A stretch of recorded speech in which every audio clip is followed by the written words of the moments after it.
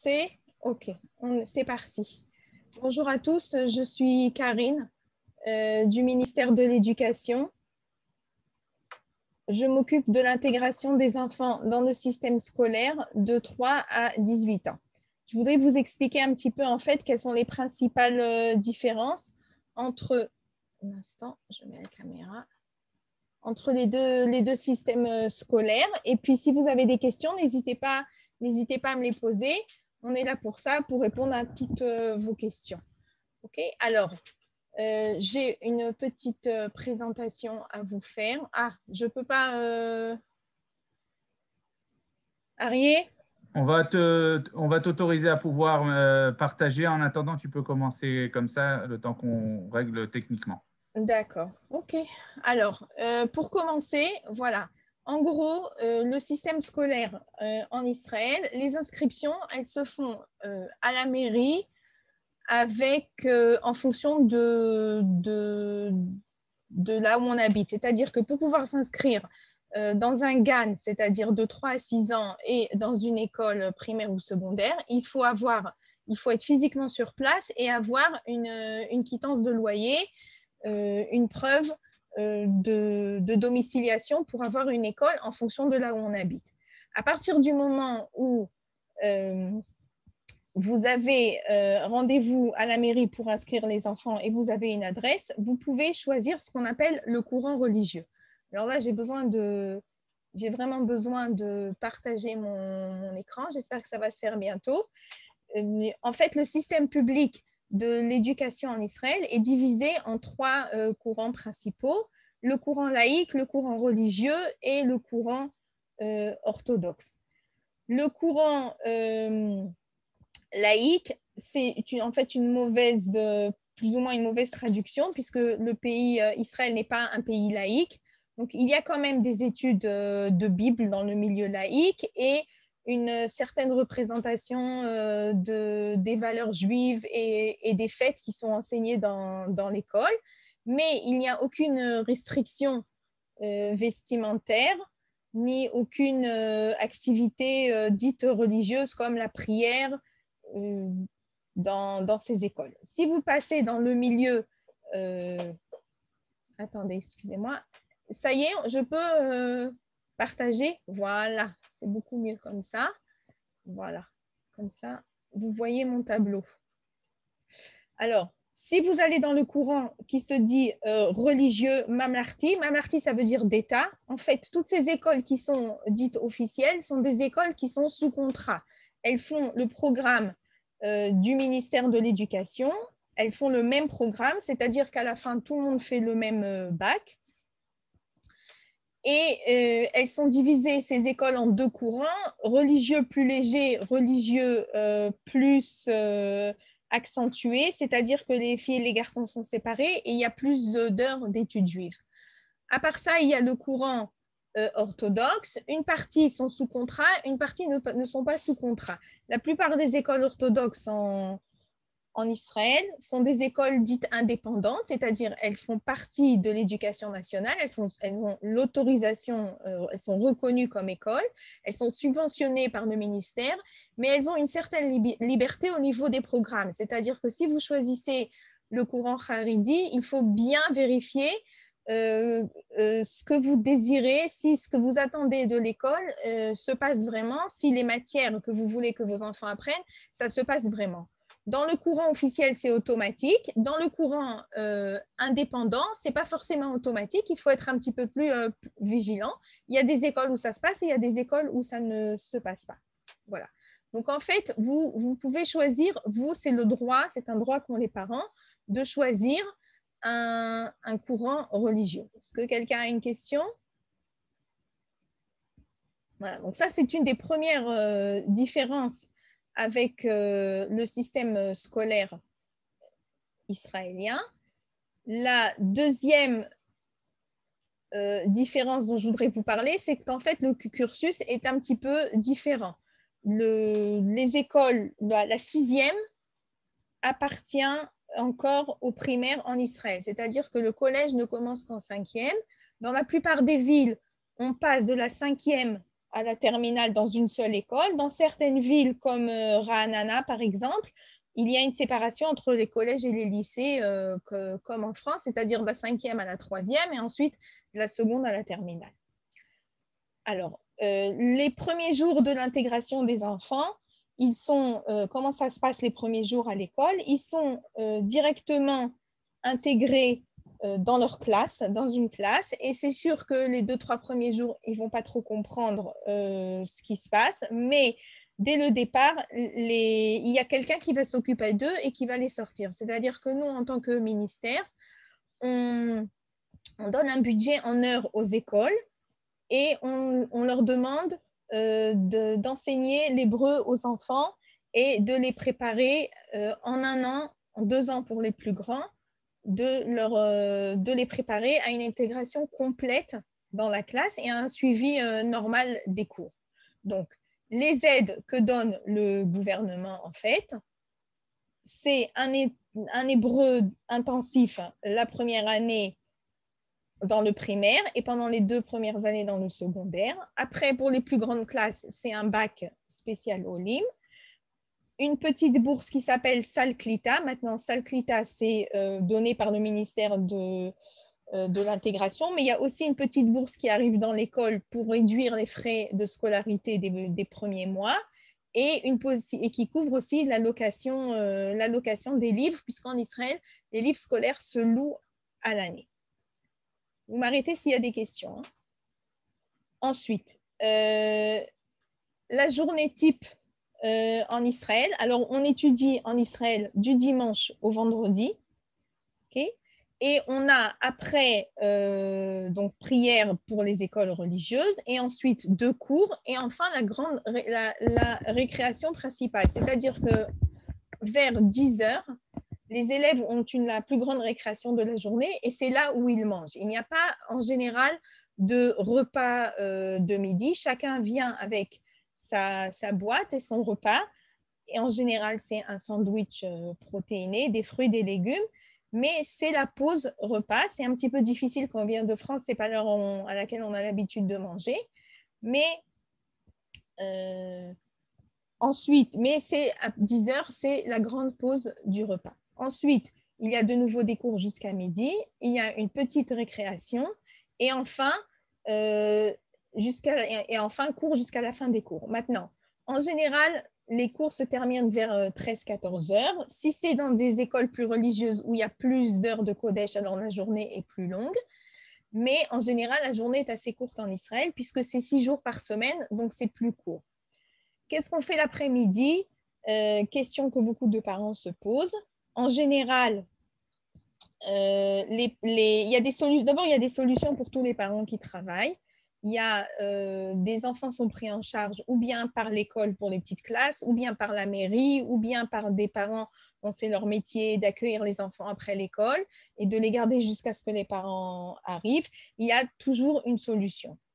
En plus, il y a ce qu'on appelle dans chaque quartier, il y a un centre qui s'appelle Matnas, où les enfants peuvent prendre tous les cours d'activités extrascolaires supplémentaires, c'est-à-dire tous les sports, le judo, le karaté, le foot, le basket, les instruments de musique, ça peut être aussi les maquettes d'avions, ça peut être plein d'activités qui sont proposées pour des sommes pas très élevées, qui est à peu près 30-40 euros par mois pour les enfants qui font en fait ce que font les enfants l'après-midi, ou bien ils vont aussi dans des mouvements de jeunesse, ce qui est très important et très recommandé. Voilà. Donc, si je continue sur les grandes différences entre le système scolaire israélien et le système scolaire français, je vous donne là des citations. Donc en France, l'éducation, c'est la famille qui la donne, l'instruction, c'est l'État. Alors qu'en Israël, l'éducation, c'est un moyen, le but, c'est l'homme. Sur la base de ces 2 phrases, en fait, il y a une énorme différence entre les 2 systèmes qui n'ont pas forcément le but. C'est-à-dire que moi, je dis souvent aux parents de France, les bonnes notes, les bonnes manières, on oublie. En Israël, ce n'est pas ça. Tout ça pour dire que le système scolaire en Israël est beaucoup plus flexible et beaucoup moins stressant que le système français. Tout ce qui est rapport aux devoirs, aux notes, etc., c'est vu d'une façon complètement différente. On regarde beaucoup plus l'enfant. Donc ça, c'est une des premières distinctions, les efforts qu'il fait par rapport à lui-même et non pas par rapport aux autres enfants. Et ensuite, c'est la quantité d'éducation informelle qu'il y a dans le système scolaire israélien. C'est-à-dire que vous allez avoir des enfants qui sortent très souvent à l'extérieur ou qui ont une conférence ou qui ont un atelier où on va leur enseigner des valeurs pour être des bons citoyens, qui aiment son pays, qui aiment son prochain, qui acceptent les différences, etc. Et non pas forcément une classe avec un prof, un tableau et un enseignement complètement formel. Donc ça, en fait, le but étant différent, si vous voulez, les moyens d'enseigner sont aussi différents et le programme est également différent. D'autres différences ensuite, donc on en a entre les deux systèmes scolaires. On a parlé des repas, donc à 10 heures, un sandwich. Ensuite, on a parlé des notes. On a dit que le système scolaire en Israël est beaucoup moins stressant, que la valeur de la note est une valeur propre à l'élève et n'est pas comparée à celle des autres, c'est-à-dire qu'on va pousser l'élève à repousser ses propres limites sans pour autant essayer d'atteindre un certain niveau qui ne lui correspond pas.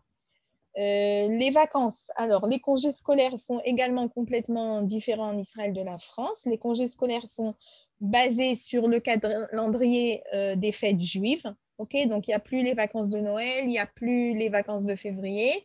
C'est en fonction des fêtes juives. Donc, à Rosh Hashanah, il y a des vacances, à Kippour, il y a des vacances, à Sukkot, il y a des vacances, etc., en fonction du calendrier.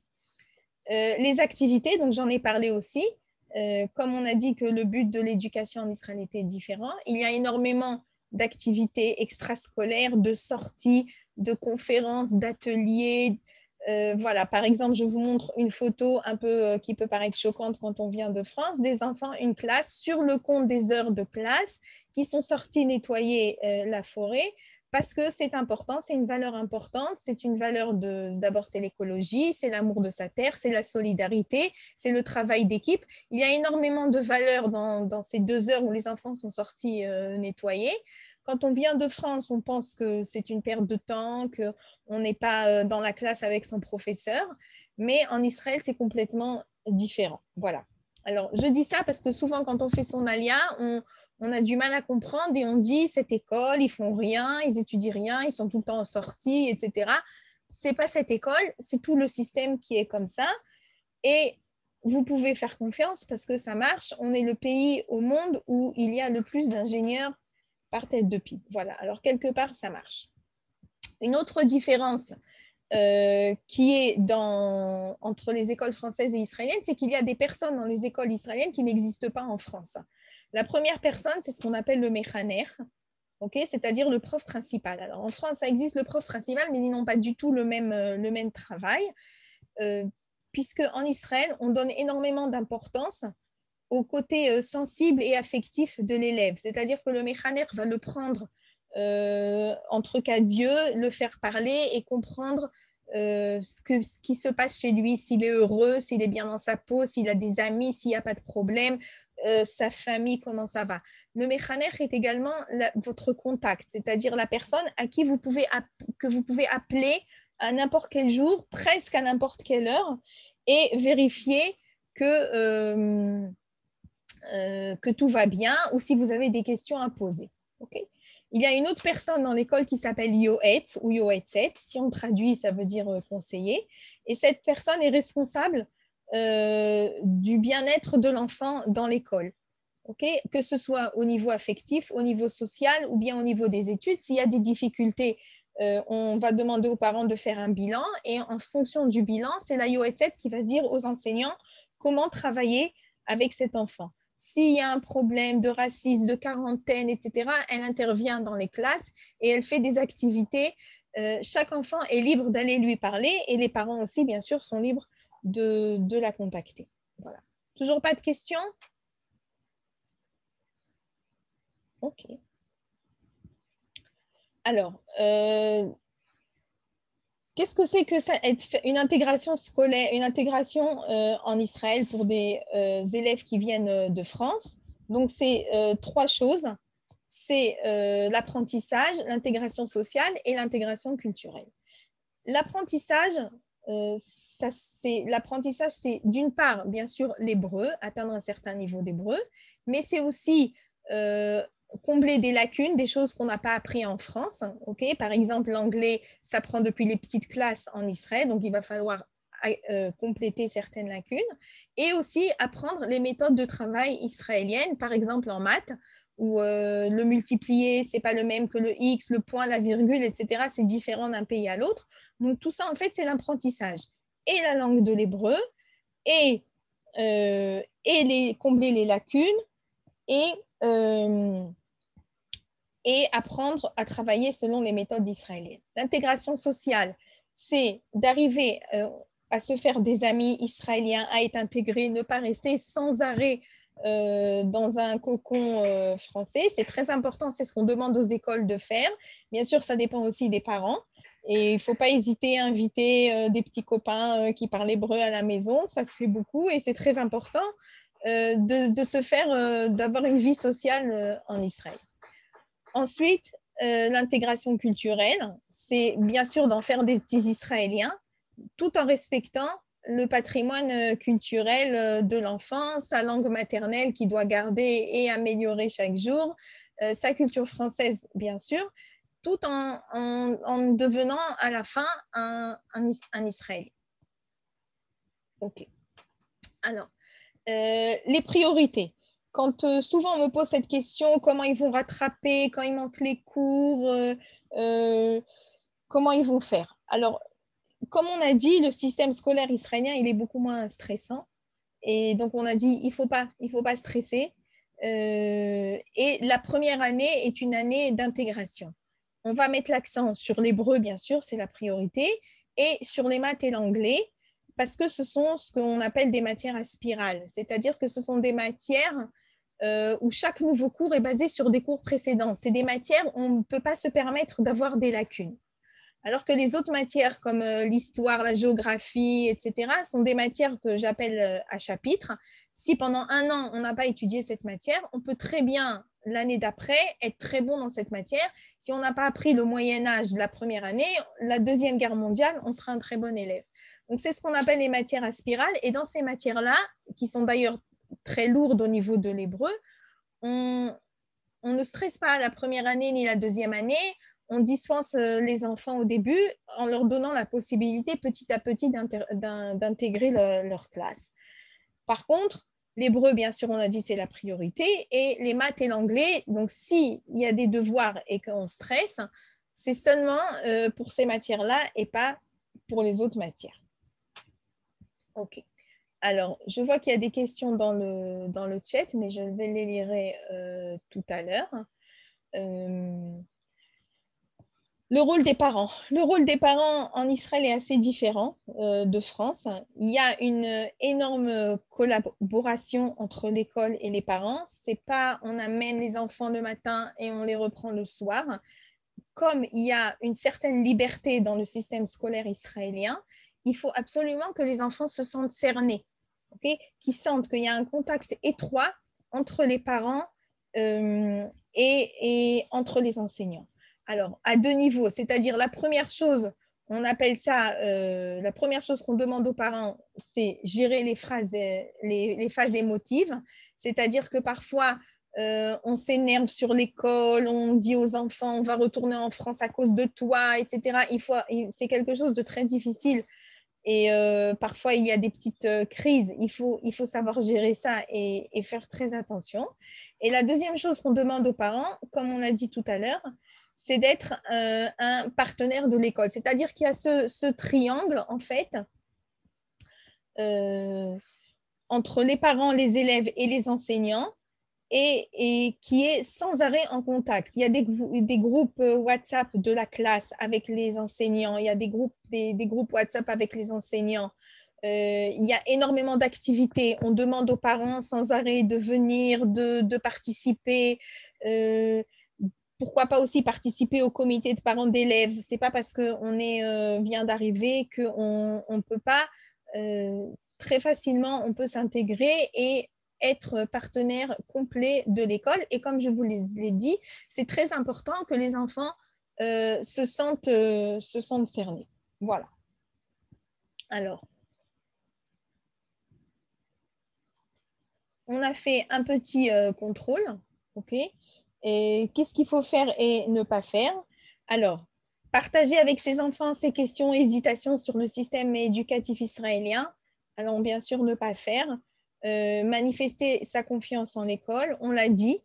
Ok, le système, il est complètement différent et parfois ça peut un petit peu choquer ou on peut être en désaccord et il faut savoir gérer ça et faire attention, surtout quand on parle devant les enfants. On a vu qu'en cas de problème, il y a des gens avec qui vous pouvez parler, c'est-à-dire la mechaner, mechaneret ou yoetz, yoetzet, c'est des gens qui sont à votre écoute et qui sont là pour écouter chaque problème et vous aider à le résoudre. Donc, n'hésitez pas à manifester votre confiance, à raconter tout ce qui se passe. Si jamais l'enfant avait avant des difficultés, s'il y a des bilans à présenter, etc., vraiment, vous pouvez faire confiance. Faire un suivi régulier de l'évolution des enfants. Donc, on a dit être en contact au moins une fois par semaine, toutes les 2 semaines avec le prof principal, demander comment ça se passe, demander ce qu'il y a.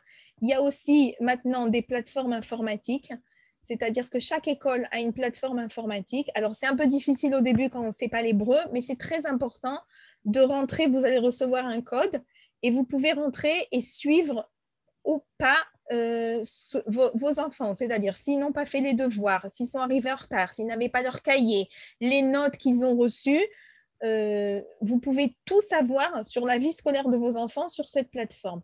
C'est très important, encore une fois, parce qu'on a dit que les enfants doivent se sentir cernés, et aussi parce qu'il n'y aura pas d'autres manifestations, c'est-à-dire il va y avoir 2 fois dans l'année une réunion de parents d'élèves, et c'est dommage d'attendre le mois de décembre ou le mois de janvier, une réunion de parents d'élèves pour se rendre compte que l'enfant ne fait pas ses devoirs ou vient systématiquement en retard ou sèche des cours. Donc ça, vous pouvez au jour le jour le suivre et c'est très important. Être ouvert au changement de vision de l'éducation. Donc on a dit beaucoup d'activités informelles. Et il ne faut pas… parfois, les enfants racontent à la maison « je ne veux pas y aller, on ne fait rien, je ne suis pas obligée, etc. » Il ne faut pas les suivre. Il faut les obliger. Ils verront des choses qu'ils ne verront jamais avec vous. Ils entendront des choses qu'ils n'entendront jamais en dehors de l'école. Et c'est donc très important. Donner plus de liberté aux enfants. Alors ça, non. C'est sûr que l'éducation israélienne et française, elle est différente. Et il y a beaucoup d'enfants qui ont des libertés qui nous paraissent un peu bizarres quand on vient de la culture française. Et on n'est pas obligé de donner aux enfants à nos enfants les mêmes libertés. On garde ses habitudes. Inviter des camarades hébraïsants de la classe à la maison, on a dit c'est très important. L'intégration sociale, à nos yeux, elle est même plus importante que l'intégration scolaire, c'est-à-dire elle précède. Si l'enfant n'est pas bien dans sa peau, s'il ne va pas à l'école content, heureux de retrouver ses camarades, il n'aura forcément pas des bonnes notes. Les bonnes notes viendront uniquement si au niveau affectif, social, émotionnel, tout va bien. Okay, donc ça, c'est la théorie en Israël et c'est pour ça que c'est une priorité. Et laisser les enfants à la maison le jour du tioul, c'est-à-dire de l'excursion, on a dit que ça paraît informel, ça paraît on ne fait rien, okay, mais c'est obligatoire et c'est très important. Voilà. Alors, j'arrête ici parce qu'on m'a demandé jusqu'à 6h30 et je vais rentrer dans le chat pour voir les questions. Quels sont les écarts CM1 en France? Une écolière de CM1 en France. Alors, en Israël, c'est beaucoup plus simple. Les classes, c'est par lettres, de Aleph jusqu'à Yud-Bet, jusqu'à la terminale. Donc, Aleph, Bet, Gimel, CP, CE1, CE2, CM1, c'est la 4e année, c'est Dalet. Aleph, Bet, Gimel, Dalet. Voilà, ça c'est la question. Pendant qu'elle fait l'hébreu intensif, elle n'a pas les cours à son niveau. Qu'est-ce que ça veut dire les cours à son niveau? C'est-à-dire elle rate les cours qu'il y a en classe. Oui, c'est vrai. Mais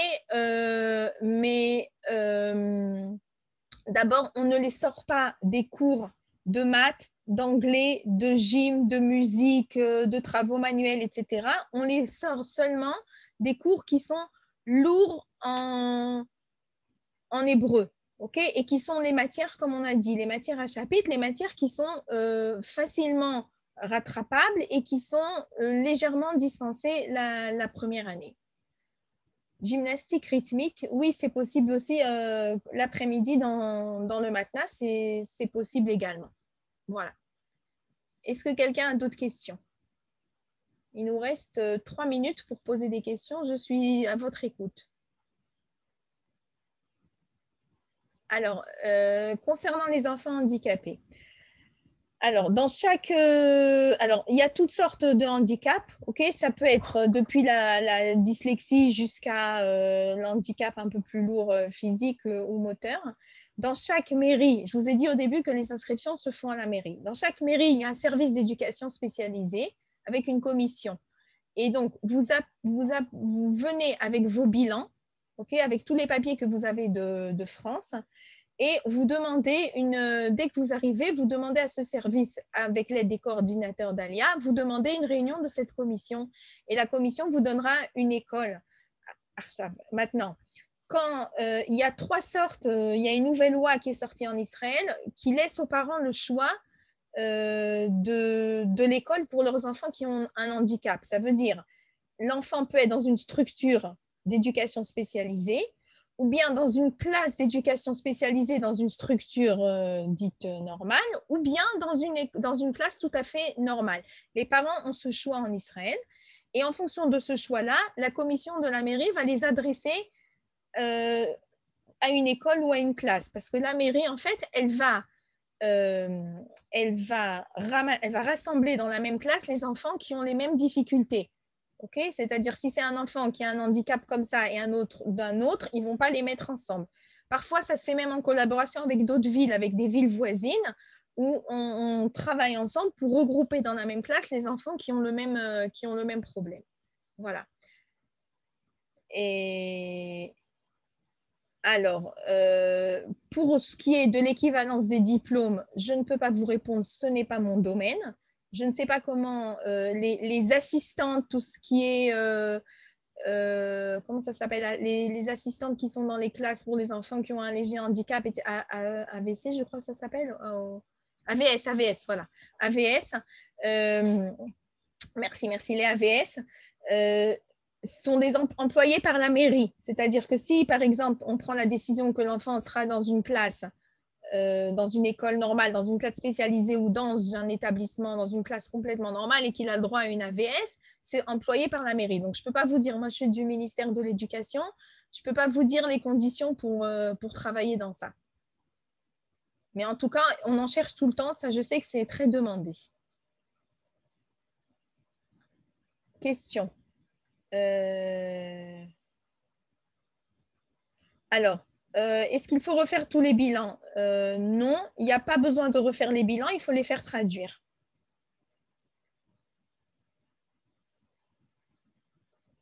Autre question?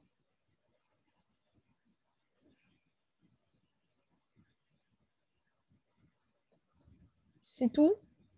Bon, alors, est-ce que Yoël est arrivé? Ah, je vois qu'il y a encore des gens qui écrivent, alors on attend encore 2 minutes. Qui est-ce qui est responsable ici? Arié? Arié est là?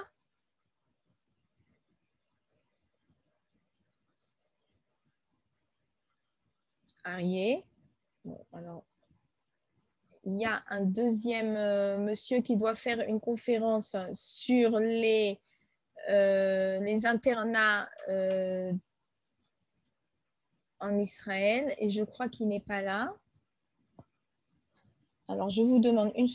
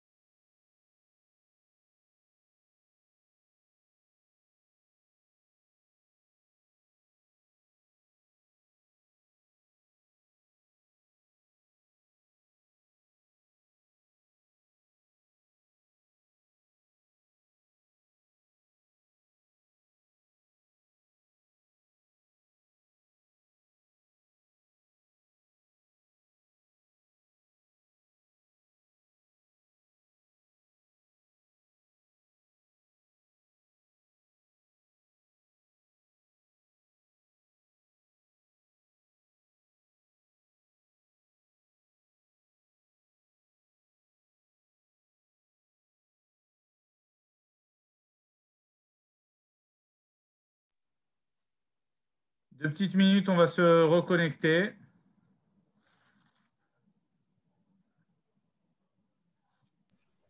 Je te rappelle tout de suite. Karine, je te rappelle.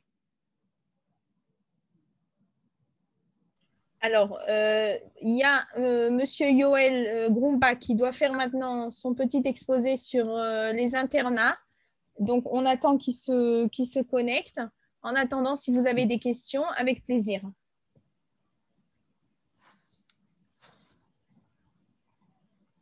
Yoel est présent, mais regarde si tu as eu des dernières questions sur le chat. Non, ça y est, j'ai répondu à tout le monde. Répondu. D'accord. Très, très bien. Alors, on va donner la parole à Yoel. Je rappelle pour ceux qui n'ont pas entendu avant que la conférence de Karine a été enregistrée. Elle sera présente à partir de demain sur le même site dans lequel vous êtes rentré pour assister à la conférence. Donc, vous pourrez la réécouter pour ceux qui seraient arrivés au milieu ou qui désiraient réécouter les éléments dont a parlé Karine. Karine, merci beaucoup. Voilà, j'attends Yoel. Il est là, il est présent. Ah, OK. On va lui débloquer le micro.